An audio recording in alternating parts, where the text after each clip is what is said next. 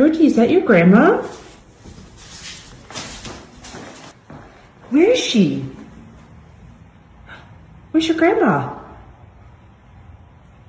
She spent years telling her husband no. No to a dog, no to the mess, no to the early morning walks, the vet bills, and the fur on every piece of furniture they owned. Her husband had wanted a dog for as long as she could remember. He'd bring it up casually, almost hopefully, the way people do when they've already decided something but still pretend it's an open conversation. And every single time, Breezy said no. She wasn't cruel about it. She didn't dislike dogs. She just didn't feel that pull some people feel. That instant, irrational, I would die for this animal feeling that turns reasonable adults into complete messes the moment a dog looks at them. That wasn't her. Until one afternoon, she visited a relative's house and stopped dead in her tracks because what she saw in that living room didn't look like a dog. It looked like something that had wandered off a fashion runway, decided the floor was beneath it, and was now reclining on a couch like it owned the property. Long, silky fur that moved like slow water when it walked. A lean, elegant frame built like a runway model who also happened to be extremely fast. A face that was somehow noble, ridiculous, and breathtaking all at the same time.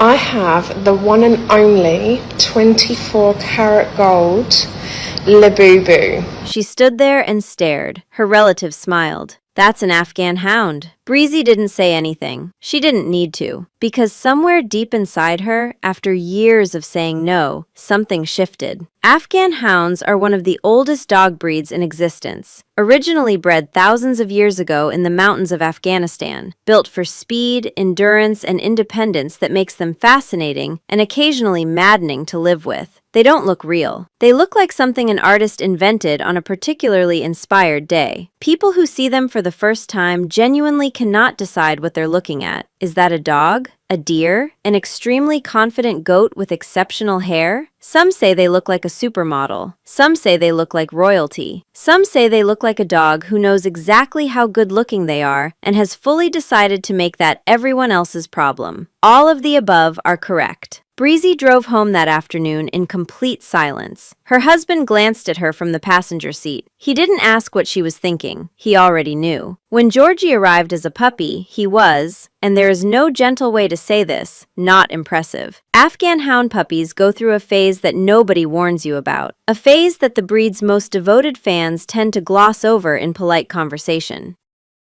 The glorious flowing coat that makes adults weep with joy? Not there yet. The regal, breathtaking elegance? Absolutely nowhere to be found. What you get instead is a small, dark-faced creature that looks vaguely like a confused baby monkey who borrowed a dog costume, isn't quite pulling it off, and seems mildly offended that you noticed. Breezy looked at him. He looked at her. Neither was fully convinced about the other, but she brought him home anyway.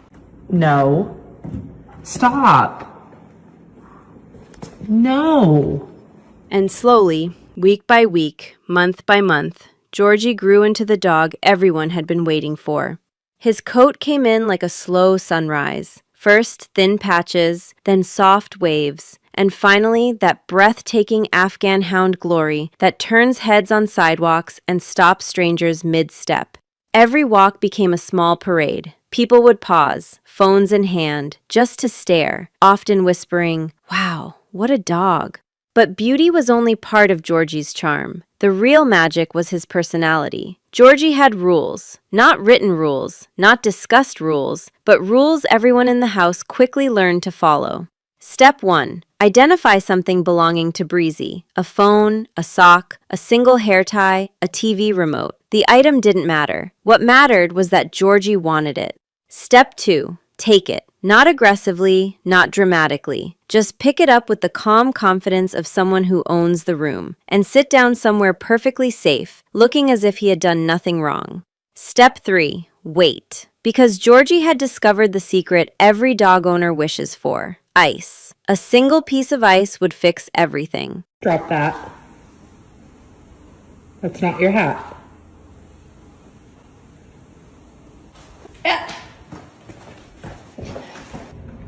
I'll trade you. Do you want an ice cube?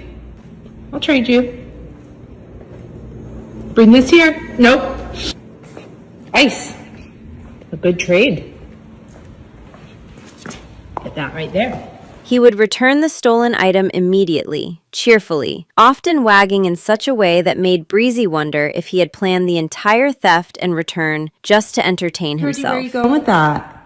This is my bag. He brings it to bed every night. It's from SkinCeuticals. He just loves it.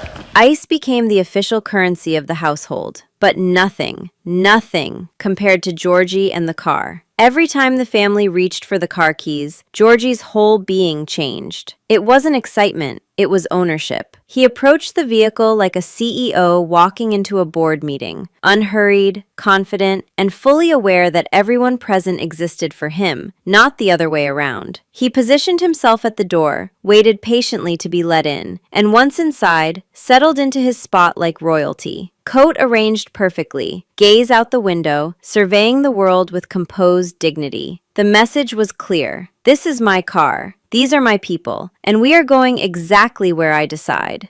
Beyond the car, Georgie's life was full of little quirks. He had favorite sunspots in the living room where he would stretch dramatically, as if auditioning for a runway show. He had a soft, almost theatrical growl, reserved only for vacuum cleaners and unexpected mail carriers. He collected socks in his personal stash under the couch, and sometimes, just sometimes, he would gently drop them at Breezy's feet as if presenting a gift. Because in his mind, everything belonged to him, but generosity was part of the charm. And despite all of this, Breezy couldn't imagine life without him. Every morning, when Georgie leaned against her legs while she drank her coffee, she felt a quiet wonder. How had she resisted this for so long? And yet, how perfect it was that she had waited. Because Georgie wasn't just a dog, he was Georgie. He knew which items belonged to her and which ones were up for negotiation. He knew that ice fixed everything. He knew that the car was his kingdom. And most importantly, he knew that this house, with these people, was his family. Chosen before he was even impressive. And in that house, under the soft glow of afternoon sunlight or the quiet hum of evening, Georgie reigned. Not with force, but with elegance, humor, and a sense of self so strong that anyone who met him immediately understood. This dog was born to be unforgettable.